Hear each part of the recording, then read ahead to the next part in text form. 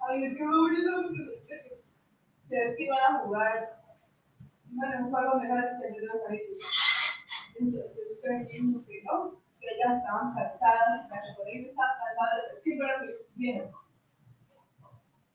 Si iba a una actividad que ellas disfrutaron. Ella fue la que hizo y siempre hacía todo lo que me decía. Porque ella se prometió a cualquier amiga, todo lo que la amiga dice, de verdad es que no le gusta hacer cambios. Así, imagínense. Pero a mí me gusta esto. Bueno, lo que hace él, me gusta tener las ganas. A mí me parece lo mismo,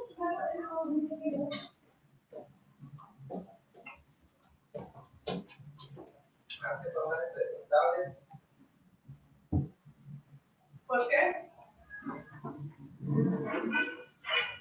¿Qué tienes?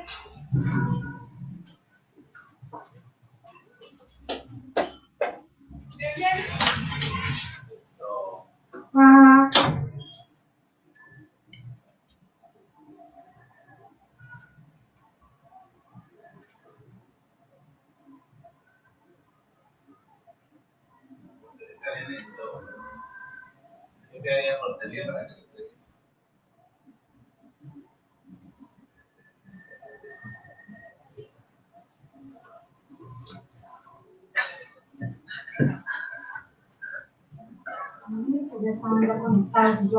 Sí, sí, estoy viendo.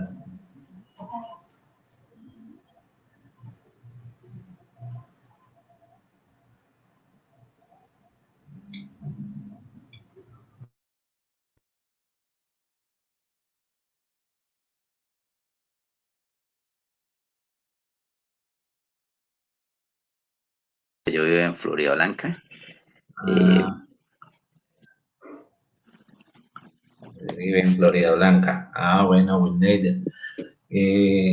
Vamos ya a iniciar, pues estamos los dos acá. Esperaba más personas. Me gusta siempre tratar de hacer interactiva la clase para que no quede ahí como una persona hablando y que nos perdamos esa oportunidad de compartir experiencias y cosas. Entonces, en esta primera parte, según como está la presentación, vamos a hacer una presentación pues como para conocernos un poquito más. Voy a iniciar yo presentándome. Mi nombre es Yesid Suárez Manrique. Soy una persona, un ser humano colombiano, nacido en Bucaramanga también, santandereano de toda la vida. Actualmente estoy casado con una hija de 19 años. Bueno, qué pena, Nicolás. Nicolás también está ahí, el auxiliar. Muchas gracias por estar pendiente. Creo que estamos bien de la parte de tecnología. Nicolás, muchas gracias. Y como le decía, actualmente tengo 46 años. Soy profesional en Ingeniería Industrial de la Universidad Industrial de Santander. He tenido una experiencia de querer mucho lo público porque gracias a la educación pública yo estudié en escuela pública, colegio público, universidad pública, y hoy pues las condiciones de vida y la calidad de vida que tengo en mi familia es mucho mejor. Trabajo actualmente para una empresa también pública que se llama Colpensiones y, y pues, ¿qué más le puedo decir? Me gradué de la universidad en el año 97, entonces ya llevamos bastante recorrido y todos los días aprendemos. Por eso les hablaba que me gusta mucho cuando podemos interactuar con varias personas, porque eso nos enriquece a todos. Y a pesar de que estamos acá virtualmente, pues la idea es esa, ¿no? Que podamos nosotros compartir y hacer menos lejana esas clases o esas tutorías que vamos a tener. Entonces, Wilmer, yo ya me presenté, yo quiero que usted me cuente qué hace, con quién vive, qué le, qué le motiva a estar hoy juicioso a las 7 de la mañana con su computador prendido, deseoso de tener una tutoría. Bueno, Bueno, profe, profe, mi nombre mi es nombre es Wilmer Wilmer Peralta Peralta Argüello, Argüello, vivo acá en vivo acá en Florida Florida Blanca. Blanca. En realidad también soy santandereano, pero soy de Santa Elena de Lopón. No sé si el profe conoce ese sitio. Lo he escuchado, sé que la carretera es terrible, Sí, señor, y es bastante retirado. retirado así, pero no, nunca he tenido la oportunidad de ir allá a Santa Elena de Copón, no conozco. Sí, señor. Bueno, he vivido en Arauca. Cuando estaba pequeño, pues mis padres se trasladaron para allá. Después nos vinimos acá para... He vivido en el Playón. Pues actualmente mi mamá vive en el Playón. Sí, Yo estoy acá porque fui, salí de estudiar, presté servicio y pues el Playón no es que sea muy grande y que ofrezca como posibilidades. alternativas para salir adelante. Entonces me vine acá para Bucaramanga, conseguí trabajo, me hice una técnica en el SENA, en asistencia administrativa, hice mis prácticas en la Universidad UDES. Actualmente me encuentro laborando allá, pues hice mis prácticas y ingresé después de que terminé, me contrataron y pues hasta el momento estoy allá. Ya voy a cumplir 4 años de estar laborando allá.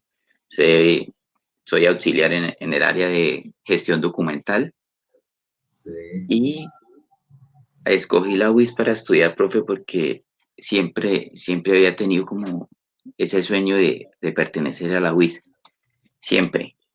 Aunque yo trabajo en la UDES y allá pues las posibilidades para estudiar es una universidad privada, ¿sí? Pero por los sí, beneficios como administrativo y eso pues le dan descuentos y eso.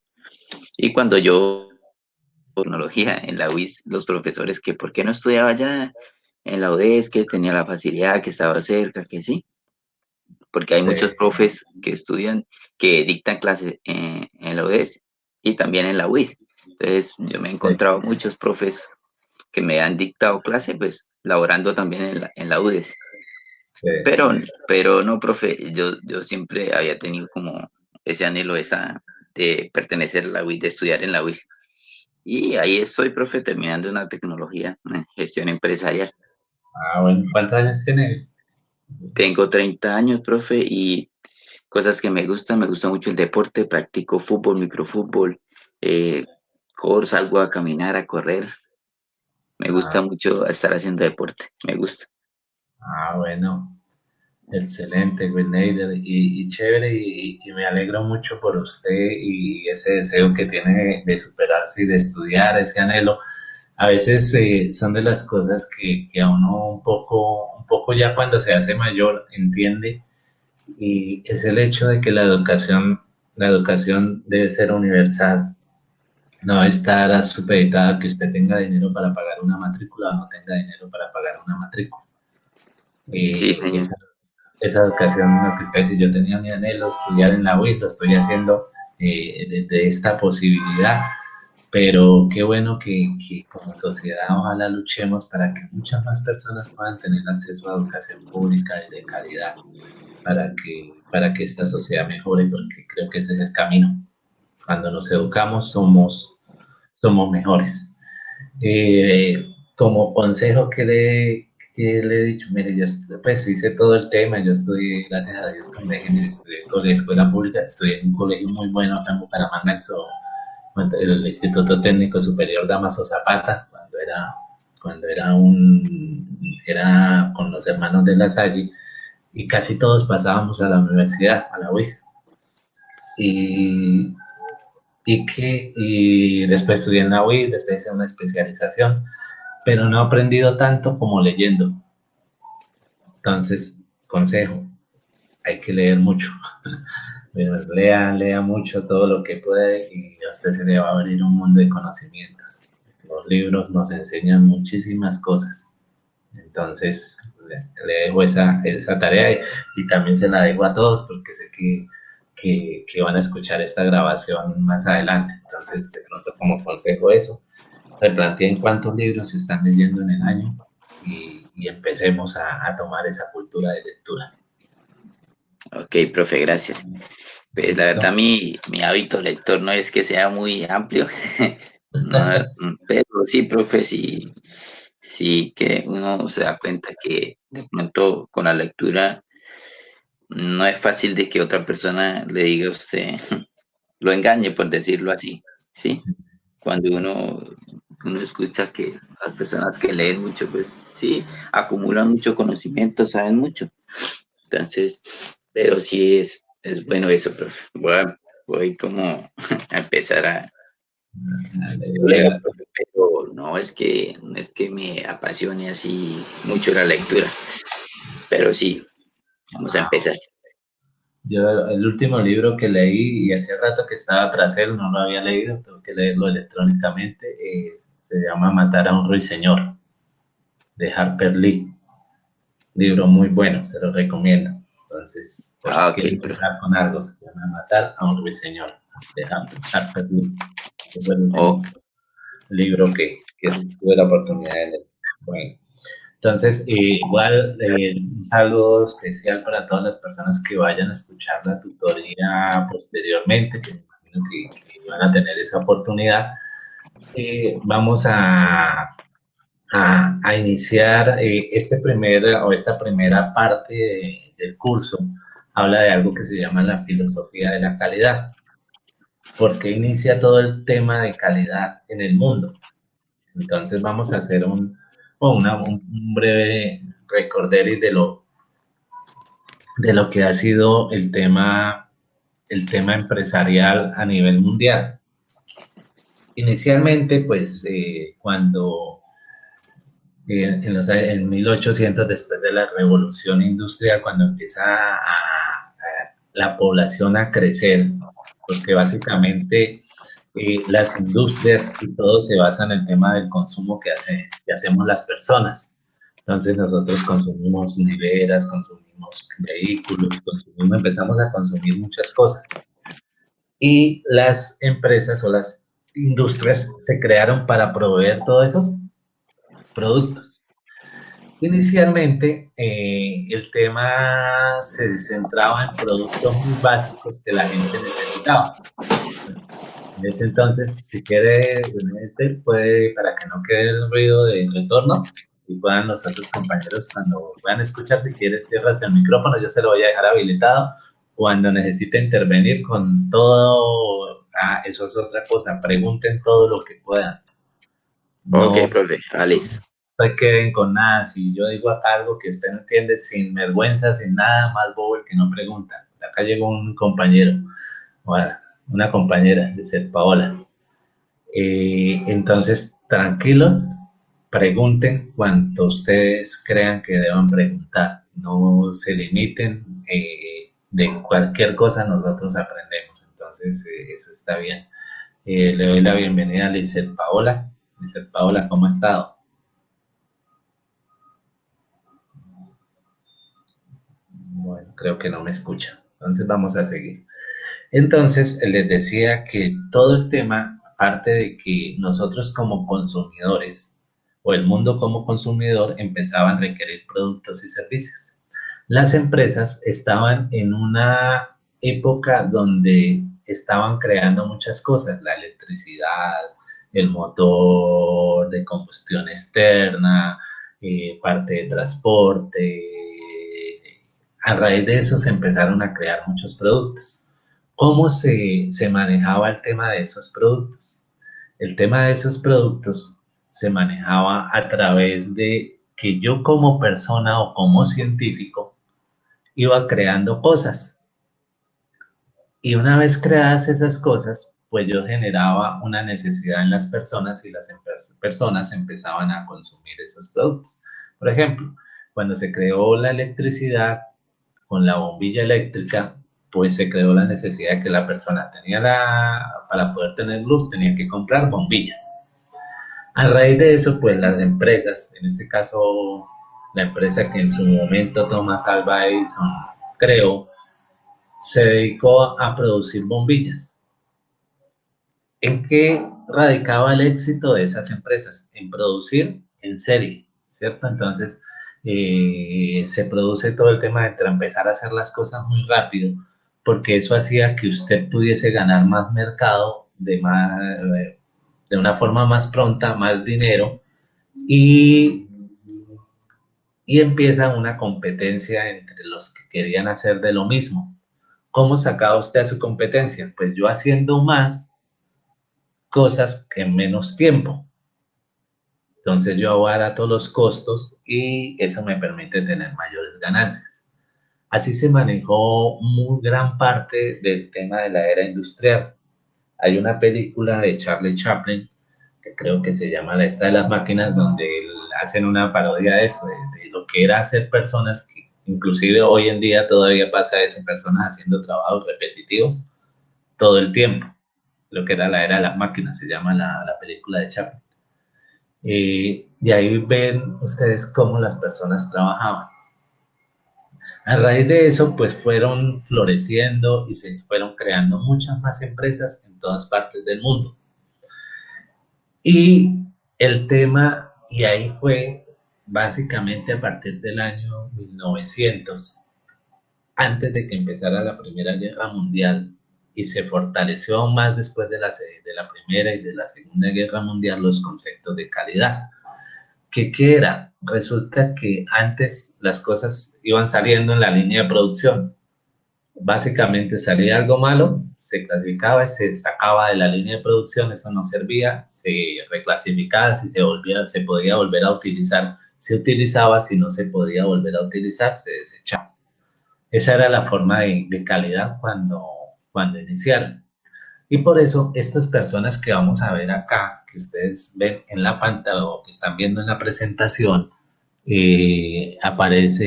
aparecen para crear un nuevo fenómeno que le llaman el fenómeno o la parte de gestión de calidad. El primero, Armand Feigenbaum, eh, Walter Schellham, Edward Deming, Joseph Juran y Philip Crosby. Vamos a hablar de ellos. Básicamente en el producto que ustedes van a tener, en el primer producto, ¿qué van a hacer? Van a leer más en profundidad sobre estos autores y van a hacer una visita a una empresa que ustedes tengan. Este trabajo es individual y van a definir como qué cosas de lo que ahí ustedes ven, las empresas lo manejan. Y van también a analizar qué cosas de las que ustedes van a aprender acá con ellos, a través de la lectura, deberían o creen ustedes que deberían aplicar en la empresa que van a visitar. Ahora que miremos las condiciones del producto, vamos a detallar un poco más. Adicional a esto, les recomiendo que lean muy bien esto porque en el examen final que se tiene, preguntan bastante sobre esto. Entonces ahí les doy la clave. Entonces deben tener muy claro lo que son estas teorías que planteaba el uno y que planteaba el otro. Entonces, para ayudarles, voy a compartir mi pantalla para que para que miramos detalladamente que empezaron ellos a trabajar. Como les decía, estamos en un primer escenario donde las empresas producen en serie. Entre más produzcan, son más eficientes y mejores empresas. Y ellos empiezan a replantear el tema. Y algo muy importante, quien definía qué necesitaba el cliente eran las empresas. Entonces, cuando Ford crea el vehículo, Ford es el que decide cómo es que la persona necesita el vehículo. Y usted le compra a la persona porque cree que él es el que sabe. Entonces, de ahí viene un cambio bien importante en lo que estas personas van a plantear. Entonces, acá les voy a...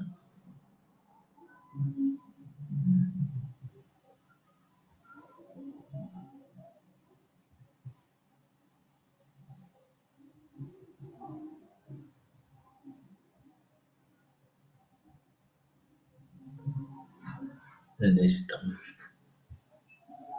Ya están viendo la pantalla, ¿cierto, Licey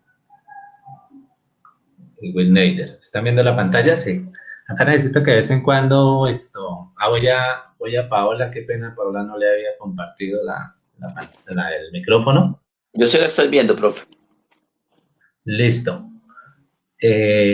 Cualquier cosa, Paola, qué pena, yo no le había habilitado el micrófono. Ahí está habilitado por si nos quiere saludar también. Aló, buenos días. Buenos días, ¿qué más, Lizeth? ¿Cómo está? Bien, gracias. Sí, señor, yo también veo la pantalla. Bueno, yo ahorita le estaba preguntando y estaba haciendo la del odontólogo. ¿No les ha pasado que el odontólogo le pregunta a uno y uno con la boca ocupada? Al principio no lo estaba escuchando, pero ya logré tener audio. Bueno, no, es que yo la saludé y todo, pero no le tenía habilitado el micrófono. Bueno. Perfecto. Lizeth, cuénteme, ¿usted dónde trabaja? ¿Qué hace? Yo trabajo en una empresa aquí en Bogotá que tiene mucha relación con Zona Franca Santander. Con Zona Franca Santander, todo el tema de logística y de logística y distribución, sí, señor. Trabajo con una empresa que hace vehículos especiales.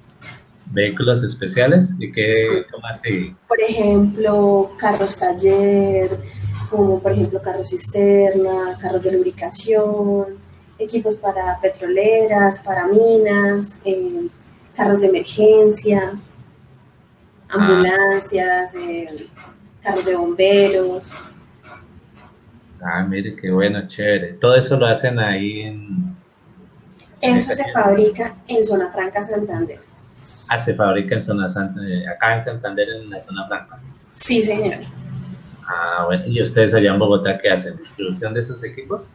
Nosotros partes administrativa y comercial, entonces, pero viajamos con frecuencia hasta Zona Franca en algunos casos. Bueno. Está radicada en Bogotá. Sí, señor. Sí, señor. Sí, ¿Cuántos señor. años tiene la niña? 5 años. 5 años. Bueno, qué bueno. Listo, Licey. Entonces, cualquier cosa, como igual que es lo que les decía, pueden preguntar lo que ustedes crean que deban preguntar y no dejen de hacerlo, no se limiten. Preguntemos siempre. Una mala costumbre, y a nosotros los que tenemos más añitos nos limitaba mucho preguntar. Ustedes no corran no cometan ese mismo error, pregunten todo. Sí, señor. ¿Listo? Ok. Perfecto. Listo, Pablo. Entonces vamos a seguir. Entonces, si quieres, cierra el micrófono y cuando necesites intervenir, igual está habilitado, puede habilitar. Perfecto, gracias. Gracias. Entonces, para retomar, entonces el tema, les decía que estas personas empezaron a pensar de forma diferente y a ver cómo el factor diferenciador para las empresas no iba a ser simplemente el que yo produjese más cosas en menor tiempo.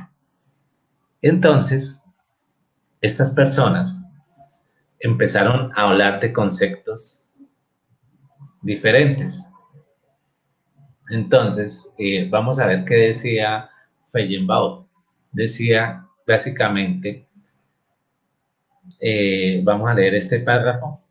Dice que la persona afirma que la calidad es una determinación del cliente. Es decir, solo el cliente puede decidir si un producto o servicio satisface sus necesidades, requerimientos y expectativas. Entonces, grabémonos estas palabras que empezamos a ver acá. El cliente es el que decide, porque va a satisfacer necesidades, requerimientos y expectativas, y de esto depende de qué tan bien lo hace ese producto. ¿Qué más dice Feyerabend? Dice que también se basa en la experiencia real que el cliente tiene con el producto o servicio, lo largo de la vida útil del mismo, desde su adquisición hasta su eliminación. La definición del Dr. Feyerabend reconoce que la calidad y por tanto la satisfacción del cliente es un blanco móvil en los mercados competitivos. Su complejidad es precisamente lo que hace de esta excelente definición de calidad desde el punto de vista del cliente. Para poder placer a sus clientes de forma permanente, las organizaciones eficientes deben determinar cuáles son sus necesidades, requerimientos y expectativas implícitos o explícitos. Vamos a detenernos en esas dos palabras.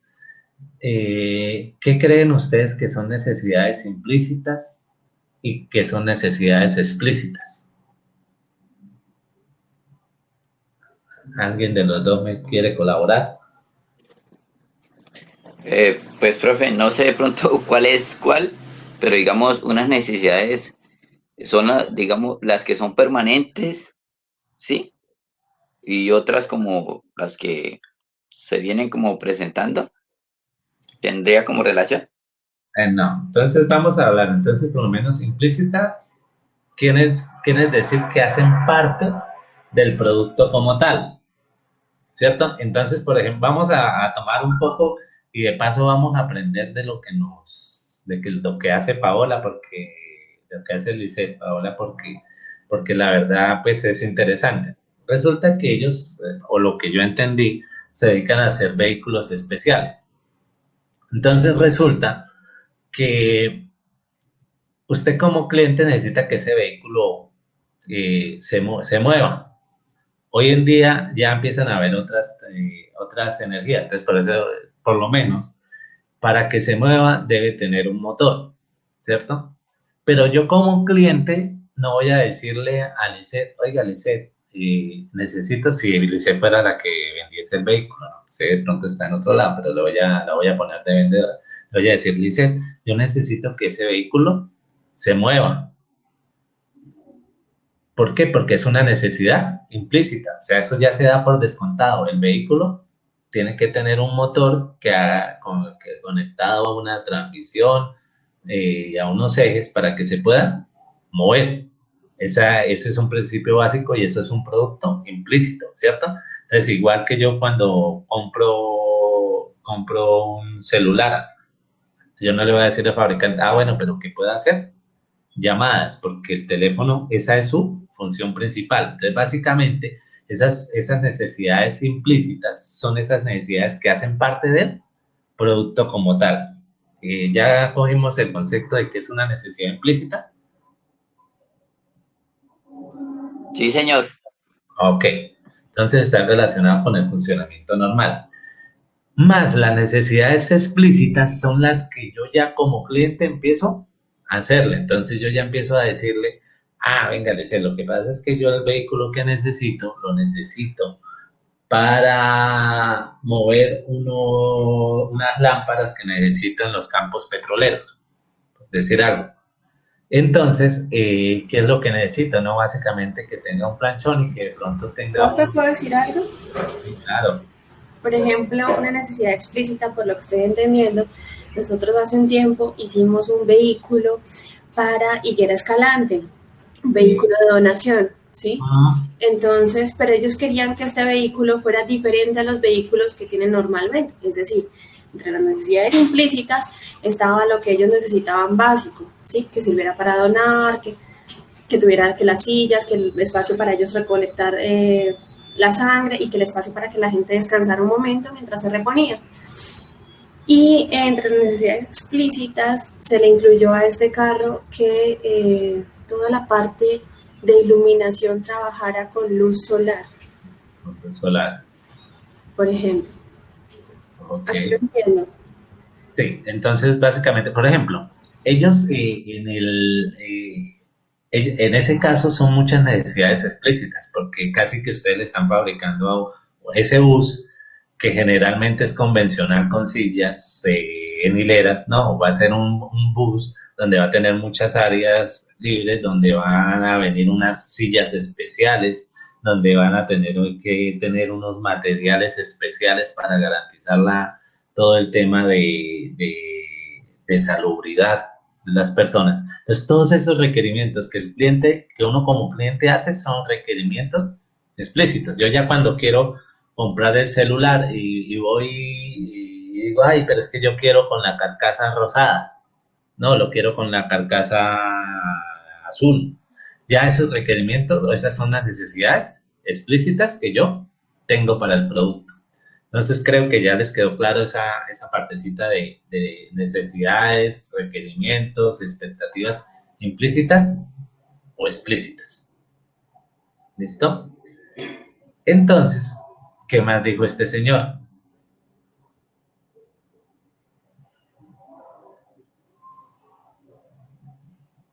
Él hablaba que, de acuerdo con lo que él hacía, la administración es responsable de reconocer cómo evoluciona la definición de calidad del cliente respecto de los productos y los servicios. Los sistemas de calidad constituyen un método para administrar la organización de manera que pueda lograr una más alta satisfacción del cliente, reducir sus costos generales, obtener mayores utilidades e incrementar la eficiencia y la satisfacción de sus empleados.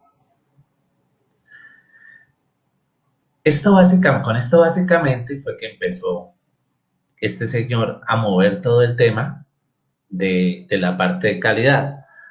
Y además de eso, decía, mire, en la parte de calidad hay unas variables que son controlables y unas que no son controlables.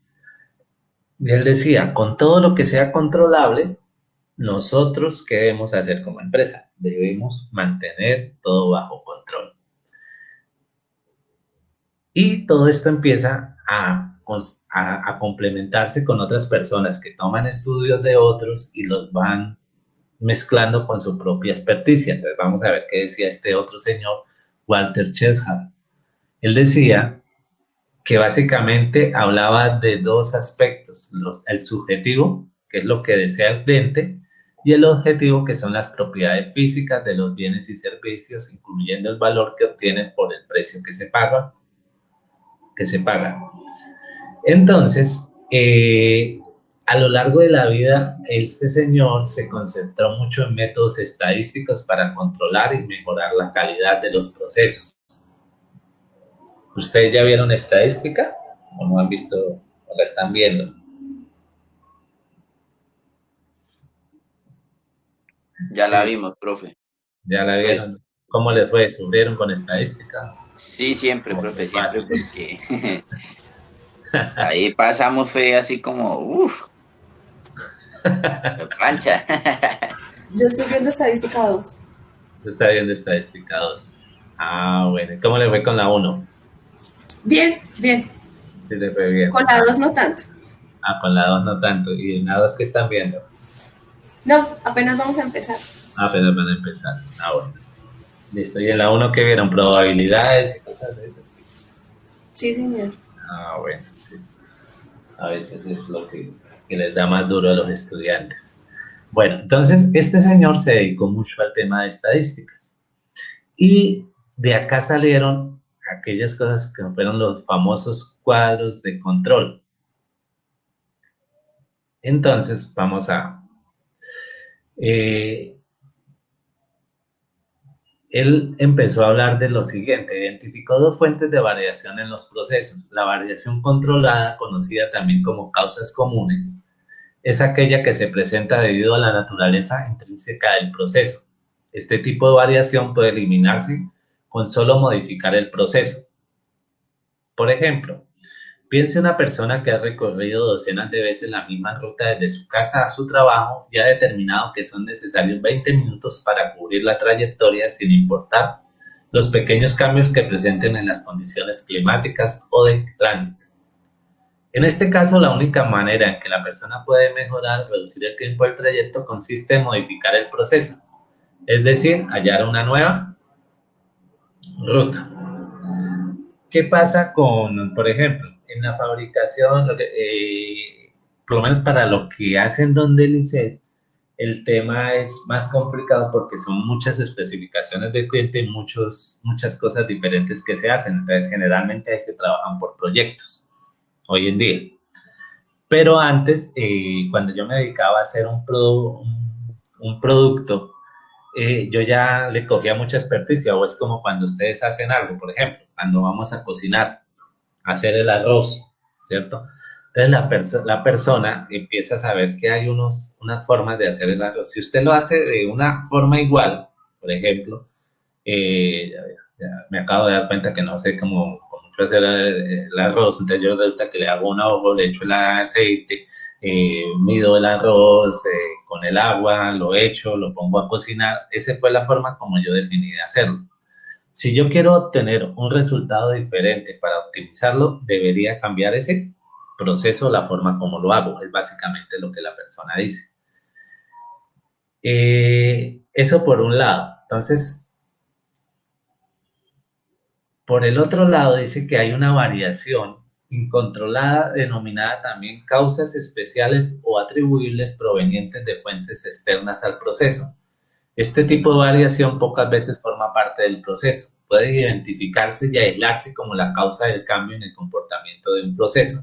Por ejemplo, la persona cuyo caso describimos antes experimentaría una variación incontrolada si un accidente grave de tránsito detuviera por completo la circulación o si una tormenta hiciera prácticamente imposible el trayecto.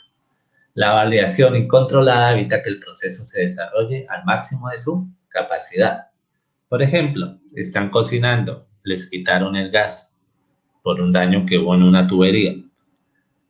Ahí se trastorna todo el proceso y es algo sobre lo cual las personas no tenemos control. Entonces, esta persona, Shehar, dijo que si hay un fenómeno bajo control que podamos predecir por lo menos dentro de ciertos límites, ¿cómo variará el fenómeno en el futuro con base en la experiencia? Para poder predecir dentro de ciertos límites debemos entender la posibilidad de establecer por lo menos aproximadamente la probabilidad de que el fenómeno bajo observación se ubicará dentro de los límites dados. Vamos a ver si acá aparece una imagen antes de que empecemos a hablar de Deming, porque Deming también retomó esto, para que ustedes vean un cuadro de control estadístico. No sé si ya lo vieron o es lo que van a ver ahora en estadística 2. Entonces, esto es lo que llamaron los estadísticos los cuadros de control, donde básicamente hay una media o es lo que yo espero o lo que yo espero que el proceso o el producto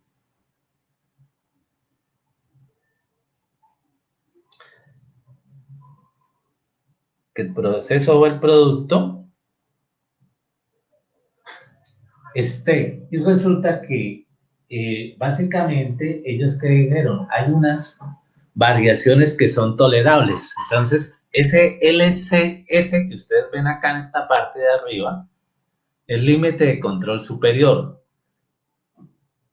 Y este de acá abajo es un límite de control inferior.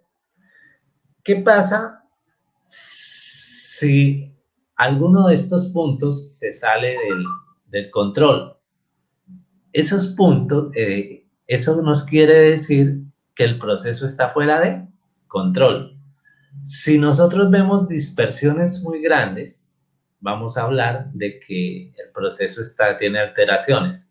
Si nosotros vemos un proceso que tiene un comportamiento muy homogéneo, estamos hablando de que es un proceso que no tiene alteraciones. ¿Qué pasa si muchas cosas están para arriba? También tiene alteraciones.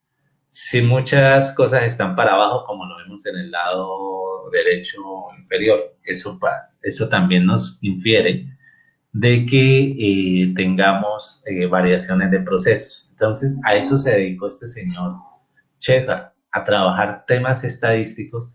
Por ejemplo, hablemos de hacer una figura o por lo menos para partes de automóviles, tornillos, que son elementos de mucha precisión.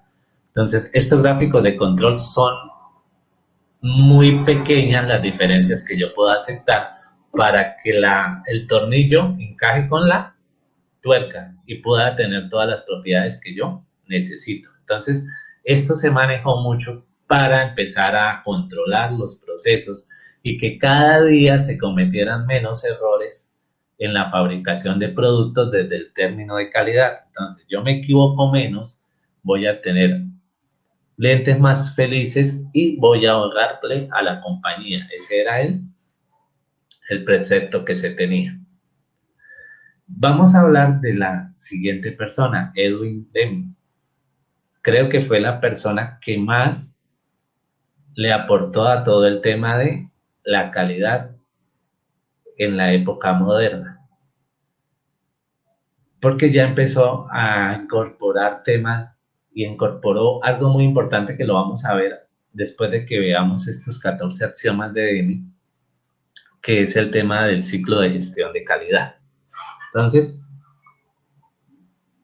él empezó y básicamente todo lo construyó a través de estos 14 axiomas, toda su filosofía, toda su teoría.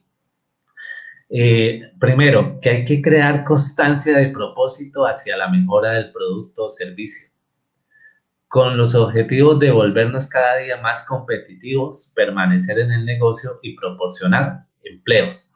Entonces eso fue como lo básico, dijo, nosotros estamos acá para hacer las cosas mejor, mejorar cada día, ser competitivos en el mercado, mantenernos en el negocio y generar empleo para la sociedad. Esa fue la primera cosa que él planteó. La segunda, adoptar una nueva filosofía. ¿Qué quiere decir? Debemos cambiar.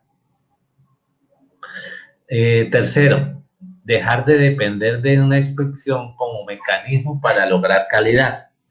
¿Se acuerdan los que yo les decía? Que básicamente lo que tenían era un inspector que decía esto sirve, esto no sirve, esto sirve, esto no sirve y clasificamos. Entonces digo, tenemos que dejar de depender únicamente de eso. Es necesario, sí es necesario y todavía se tiene. Por ejemplo, en fábricas de confección de prendas, al final hay una persona que está mirando todo el tema de que si el producto cumple o no cumple con las expectativas. Pero no debemos depender solo de eso. Cuarto, terminar con la práctica de cerrar un negocio tomando en cuenta únicamente el precio. En lugar de ello, debemos buscar minimizar el costo total. ¿Qué nos estaba diciendo? El precio lo está colocando el mercado. No podemos hacer nada frente a eso. Por lo tanto, la única forma de ser competitivos es reducir los costos. Quinto, mejorar de forma constante e ininterrumpida el sistema de producción y de servicio.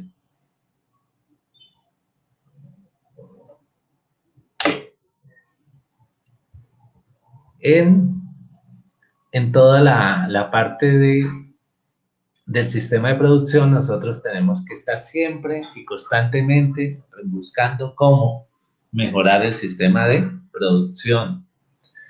Sexto, instituir programas de capacitación para el trabajo. ¿Qué quiere decir? Las personas necesitan hacer y saber hacer mejor las cosas. 7. Instituir liderazgo. Que las personas no se limiten solo a hacer lo que les dicen, sino que piensen y aporten un poco más. Perder el miedo a opinar, perder el miedo a hacer cosas diferentes. 9. Eliminar las barreras entre departamentos, que es algo que nosotros lo vivimos y laboralmente es algo terrible. Nosotros nos la pasamos siempre generando reglas para los demás, para que los demás nos cumplan y peleando con los demás departamentos, los de contabilidad con los de ventas con los de producción. Y él decía que era muy importante para el tema de calidad eliminar esas barreras. Eliminar las consignas, exhortaciones y metas dirigidas a la fuerza laboral. Eliminar el establecimiento de estándares y cuotas numéricas arbitrarias respecto del trabajo y sustituirlo por liderazgo. ¿Qué planteaban? Cada día el jefe o los capataces que se tenían en ese momento, lo que hacían era subir la cuota. Básicamente lo que a veces vemos o lo que pasaba en la esclavitud. Necesito sacar más, tener más, entonces le doy más látigo. Entonces, no, eso hay que sustituirlo por liderazgo para saber qué es lo que tenemos que hacer en las cantidades que tenemos que hacer. Eliminar las barreras que privan a las personas de su derecho a enorgullecerse de su trabajo. otra de las cosas que sucedían eran trabajos, o inclusive todavía vemos trabajos muy indignos, donde las personas no les mejoran las condiciones laborales. Hoy en día esto, con todo el tema de seguridad, del sistema de seguridad y salud en el trabajo, se quiere que mejore, aunque estamos todavía por recorrer en nuestro país mucho camino.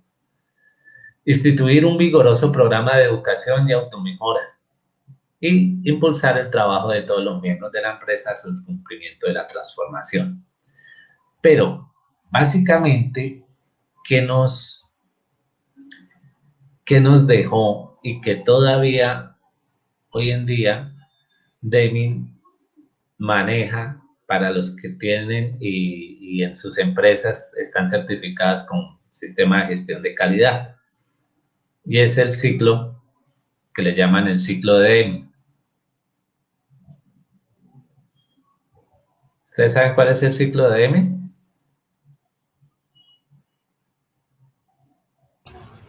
No, señor. No saben qué es el ciclo de Deming.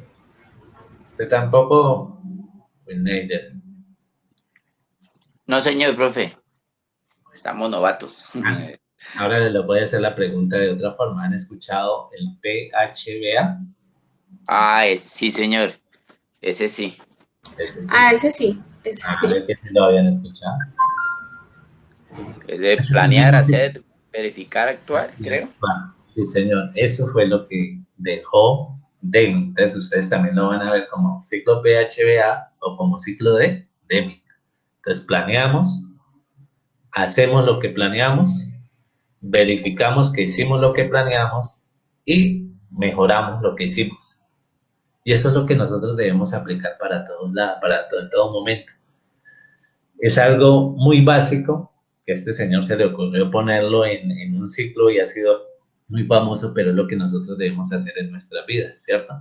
Y lo hacemos constantemente. Entonces resulta que yo empiezo a hacer algo, lo hago la primera vez, digo, lo voy a hacer de esta forma, lo empecé a hacer, después yo veo algo y digo, madre, me estoy demorando mucho, entonces tomo acciones, vuelvo y planifico cómo lo hago nuevamente, vuelvo y lo hago, y vuelvo y reviso, ya mejoró, hasta que llego a un punto donde estoy conforme. Entonces, eso lo manejó también Deming. Luego viene este señor Yuran, y él empieza ya a hablar de como 3 grandes elementos. Vamos a ver si está basado en los controles, en estos 3 elementos que van a ver y que él los llamó procesos universales de la administración de la calidad. El primero es planificar la calidad, el segundo, controlar la calidad y el tercero, mejorar la calidad. ¿Qué decía con qué hacen planificar la calidad? Determinar quiénes son los clientes. Después, determinar cuáles son esas necesidades de esos clientes. A raíz de eso, desarrollar las características del producto que corresponden a las necesidades del cliente.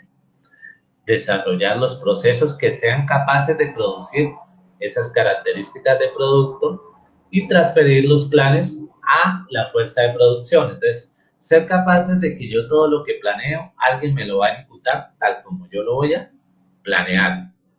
Luego, cuando ya están ellos trabajando en hacerlo, yo debo evaluar el desempeño real del producto. Comparar ese desempeño real con las metas que me planteé y actuar ante la diferencia. Luego de esto viene la tercera parte, que es mejorar la calidad, que es establecer una mejor infraestructura para hacer lo que tengo que hacer, identificar proyectos de mejora que pueda hacer mejor, establecer los equipos para el desarrollo del proyecto, proporcionar recursos, capacitación, motivación para que se diagnostiquen causas, estimulen soluciones y establezcan controles. Entonces, esto fue lo que dijo Yuran. Básicamente en eso él dedicó su trabajo.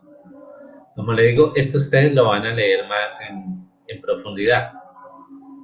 Nos queda una última persona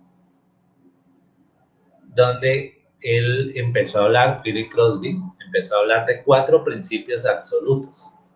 Los 4 principios absolutos de la administración de la calidad establecen las expectativas que debe cumplir un proceso de mejora continua. Crosby consideraba que es necesario definir la calidad para poder administrarla. Los requerimientos del cliente deben traducirse a características mensurables para los productos y los servicios de la organización. Crosby hacía hincapié en la necesidad de que las organizaciones eficientes comprendan la importancia de determinar los requerimientos del cliente, defendiéndolos lo más claramente posible para después generar los productos o ofrecer los servicios que responderán a ellos. Luego habló de la prevención de defectos, que es el segundo principio absoluto, que necesita implementarse para garantizar que los productos y servicios proporcionados por la compañía satisfagan los requerimientos del cliente. La prevención de problemas de calidad es más rentable en largo plazo. Entonces acá esa frase que nosotros decimos, es mejor prevenir que lamentar. Entonces siempre debemos estar buscando causas raíces para poder llegar a los problemas. Eso lo vamos a ver más o menos para el producto 3 o 4, donde vamos a hablar de parte de control estadístico de calidad. El tercer principio absoluto es el desempeño contra el cual debe juzgarse cualquier sistema, es el cero defectos. Entonces él empezó a hablar de cero defectos. No podemos permitir que un producto salga con algún defecto. Entonces digo, de las compañías no puede salir algo defectuoso. Y el cuarto principio absoluto son los costos de la calidad. Hace referencia a los costos asociados con dotar a los clientes de un producto o servicio conforme a sus expectativas. Los costos de la calidad se analizan, lo van a analizar en otro proceso. Entonces, básicamente, esto es lo que en filosofía de calidad empezó a manejarse a raíz de los cambios y de las nuevas formas de ver la vida de unas personas que dedicaron gran parte de su trabajo a iniciar todo este tema de impulsar la calidad. Empezaron a darle el centro de la atención para productos y servicios básicamente a quien debía tenerla, que es el cliente. Hasta acá tenemos alguna pregunta, inquietud con respecto a lo que hablamos de estas personas.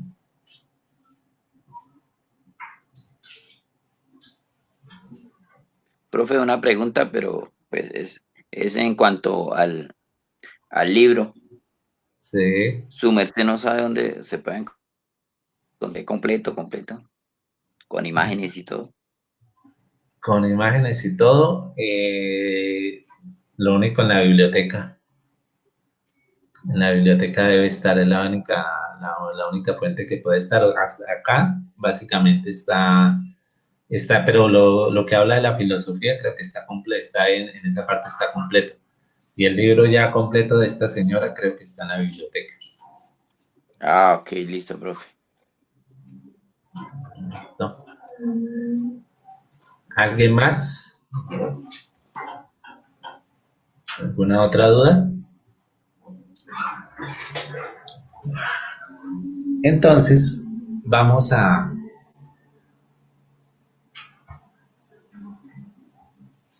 seguir. Y acá yo les voy a hacer una pregunta.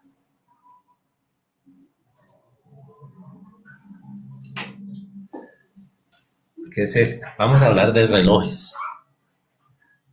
Y para entender un poco el concepto de calidad y necesidades del cliente. Y es esa pregunta, si cualquiera de ustedes va a comprar un reloj, ¿cuál cree usted que tiene una mejor calidad? ¿Un reloj Rolex o un reloj QQ? ¿Qué creen ustedes, chicos?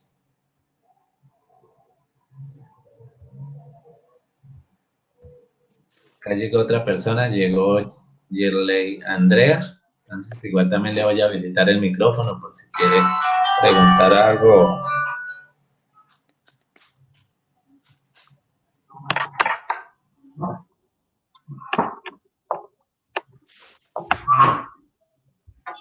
¿Qué creen ustedes, muchachos?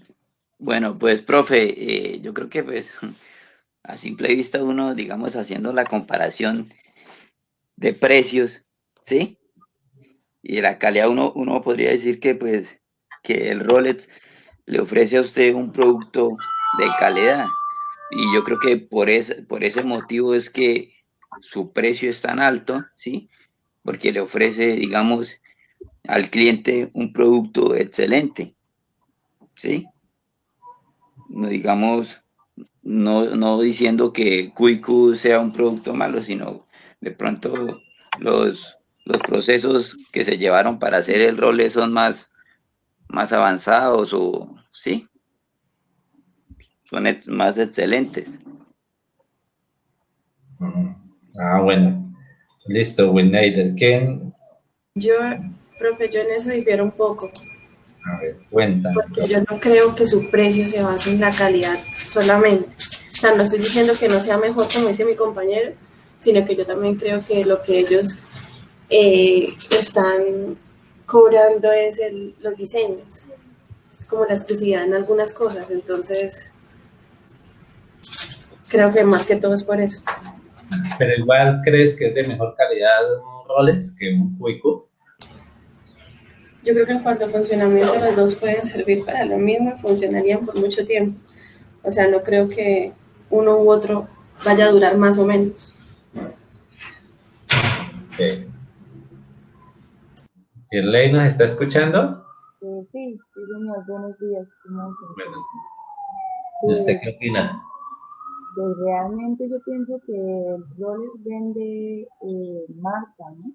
Aunque pues realmente el QQ es de calidad, porque resiste, tiene como las mismas condiciones, resiste el agua, eh, también dependiendo pues del estilo, eh, como el diseño que usted quiera. QQ también ofrece diseños elegantes, acordes a lo que uno busca, ¿sí? En cuanto a maquinaria y el proceso como tal, yo pienso que Rolex sí tiene mejor calidad en sus diseños, porque es material como mucho más grueso, ese Rolex por lo menos eh, el que tiende a uno a pelarse, que por el sudor, que el roce con las cosas, mientras que el Rolex tiene mejor calidad, sí, la verdad sí. Y la diferencia de precios pues también es elevada, es muy notorio. Bueno, entonces vamos a ver, resulta que para el caso, ¿de qué va a depender la calidad de un producto o de otro? Inclusive para el caso de nosotros, que creo que nos aplicaría a todos, para nosotros sería inclusive, cumple una mejor o cumpliría mejor nuestras expectativas un QIQ. ¿Por qué?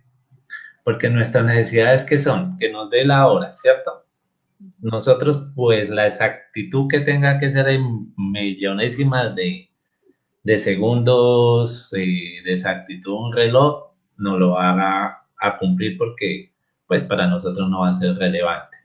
Segundo, estamos en un país muy inseguro, donde usted tener un reloj muy caro también es un problema, porque por eso también lo pueden robar. Los diseños, colores, que sea para dama, que sea para caballero, pues se cumplen. Y a nosotros casi que se nos cumplen más nuestras expectativas con ese reloj baratico, ¿cierto? ¿Estamos de acuerdo? Y es más, y tampoco creo que tengamos el dinero para poder pagar un Rolex. ¿Estamos de acuerdo? Sí. Estamos de acuerdo, profe. Estamos de acuerdo. Bueno, a pesar no sé, no. Sí, Pero, estamos de acuerdo.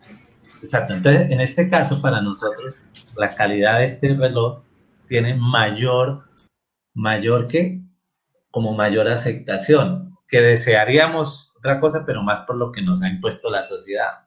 Pero ahora si ya hablamos de una persona como Roger Federer, que, que tiene mucho dinero, a él un Rolex lo que le da es prestigio y estatus, entonces a él sí le va el tema de la calidad. O gente que tiene mucho dinero y que va al club social y en el club social tiene ¿qué?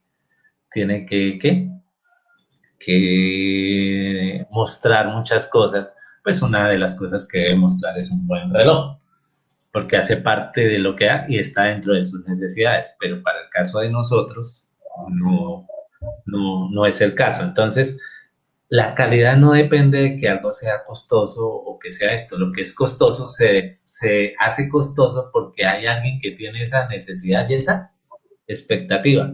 Y por eso los relojes que son de gama económica se hacen para otro tipo de uso.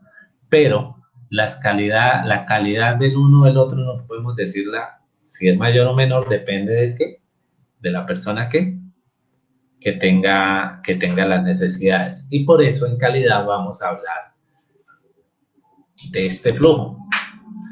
Nosotros como clientes y ya como parte primordial del tema de calidad que es el cliente, vamos a tener unas necesidades o unas expectativas. Esas necesidades y expectativas, las empresas las debemos convertir en requisitos. Y esos requisitos se definen en especificaciones del producto. Y finalmente, ¿qué es la calidad? Es el grado en que un conjunto de características inherentes de un objeto cumple con los requisitos. Eso es básicamente lo que es la calidad. Grado en que un conjunto de características inherentes de un objeto cumple con los requisitos. Lo que veíamos ahora con el reloj. Entonces, ¿cuáles son las necesidades? Las necesidades de nosotros es que sea, me dé la hora, que sea exacto, que tenga buena duración, que si yo de pronto lo golpeo accidentalmente no se me vaya a rayar tan fácil o a romper, que sea bonito sin ser demasiado llamativo para los ladrones. Eso es como que serían nuestras necesidades. ¿Estamos de acuerdo? Sí.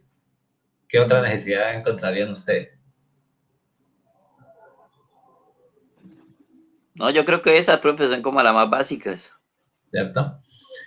Entonces, una vez con esas necesidades, la empresa empieza a definir qué requisitos hay. Dentro de esos requisitos empiezan a aparecer hoy varios requisitos que aunque no son del cliente, yo los debo cumplir, como los requisitos legales, ¿cierto? Entonces, empieza a aparecer que yo como, además de cumplir eso, debo cumplir que debo facturar ese producto, que debo cumplir la parte de norma ambiental, que debe, por ejemplo, darle una garantía al cliente para su producto. Y todo eso yo ya lo llevo a una especificación de producto, que es, bueno, por ejemplo, algo que hoy está muy a la moda. Entonces resulta que una necesidad para yo comprar algún producto es que tenga disponibilidad las 24 horas y que yo lo pueda hacer desde mi casa, que yo lo pueda comprar. Entonces, resulta que al definir esa necesidad, por ejemplo, la necesidad es esa, que yo necesito comprar desde la comodidad de mi casa. Entonces yo defino que hay un requisito para cumplir, que es el tema de poder definir un servicio a domicilio.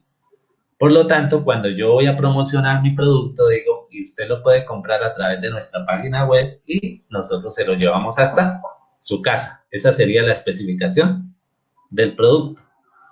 Finalmente, la persona cuando compra, pudo comprar a través de la página web, vio las especificaciones del producto, se acomodaban a sus necesidades. Cuando llega el producto, usted va a decir, quedé contenta con el producto, o va a decir, no quedé contenta con el producto, y eso quiere decir si se cumplió o no esas características que yo creía cumple con los requisitos que yo tenía. O sea, ¿en qué grado estamos en un 100%? Sí, era lo que yo quería, qué tan bonito, qué chévere, estoy muy feliz. O Ay, no, eso se veía como mejor en la foto. Llegó como a un 70%. Entonces, ahí sí ya se define la calidad del producto para la persona que está observando. Listo, entonces estos cuatro o estos conceptos que van enlazados con el concepto que es calidad, que es el último que aparece ahí, grado, que un conjunto de características inherentes de un objeto, cumple con los requisitos. Ese concepto de calidad aparece en la norma ISO 9000, que es la norma de conceptos de calidad. Listo, chicos. Entonces, ya nos queda, ¿qué nos queda a nosotros? Mirar un poco cómo es lo del tema del producto que van a entregar.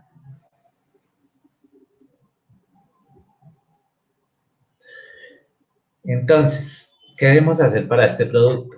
Van a visitar una empresa de mínimo de 10 empleados que les proporcione la información que se requiere para la elaboración del producto. Pueden escoger la empresa donde actualmente trabajan, si cumple con los requisitos solicitados, y hay que elaborar un informe que va a responder las siguientes preguntas.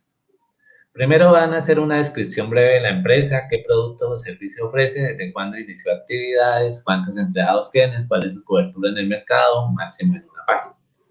Eso ya lo tienen hecho ustedes porque la empresa con la que trabajan, eso lo tienen en los otros trabajos. Entonces ya llevan ese punto. ¿Cuál, y era lo que se explicaba al comienzo, cuál o cuáles teorías de las mencionadas en el libro y en los videos han aplicado en la empresa visitada? ¿En qué momento las aplicaron y por cuánto tiempo las han aplicado? Después de eso, ¿cómo han sido los efectos de la aplicación de estas teorías en la empresa? ¿Les han sido beneficiosas o les han sido perjudiciales? Y explique en detalle por qué esa respuesta.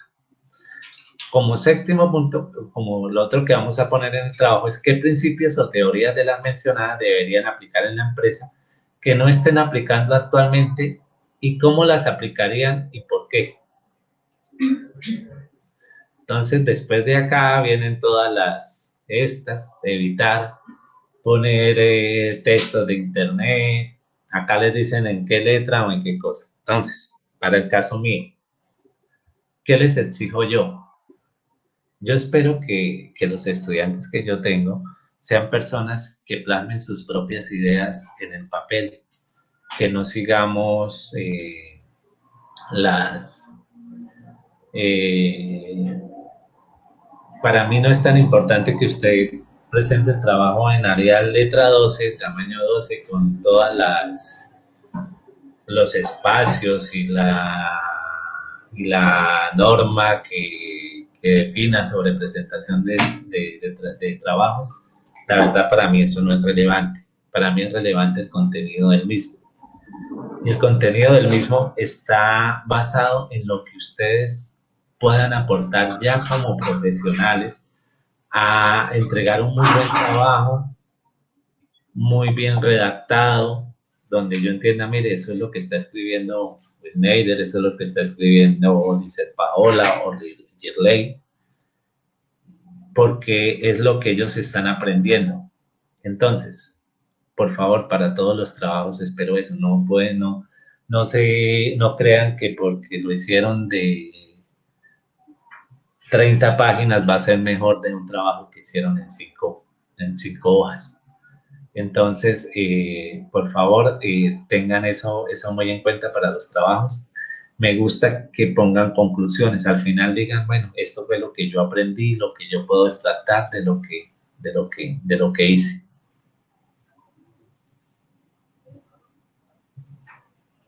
¿Listo? ¿Tenemos alguna? Profe, una preguntita. Señor. En cuanto a la empresa, yo puedo escoger donde yo laboro, pues teniendo en cuenta que pues, es una universidad y es un poquito grande. Sí, Pero pues es que se me dificulta a mí, digamos, porque pues yo laboro de lunes a viernes, sí, prácticamente todo el día, entonces pues como para salir a buscar otra empresa y pues no tengo como el tiempo también para dedicarle, profe. Entonces, pues a mí se me facilitaría pues la empresa donde yo laboro, pero pues no sé si se pueda, profe. Sí, puede ser donde ustedes ahora. El tema es que de verdad hagan un trabajo muy a conciencia, lean lo que es esto, pregunten allá, mire, esto lo hicieron alguna vez, cómo lo relacionarían en lo que están haciendo. Sí, eso lo aplicamos en el departamento de publicidad, por deseo de publicaciones. Ah, bueno, ¿de qué forma? Traten de hablar con las personas para que tengan una base para hacer esas respuestas, pero sí lo pueden hacer en la empresa donde laboran desde que tengan más de 10 trabajadores. Y la universidad pues cumple de sobra eso. No sé si tengan otra duda, pregunta.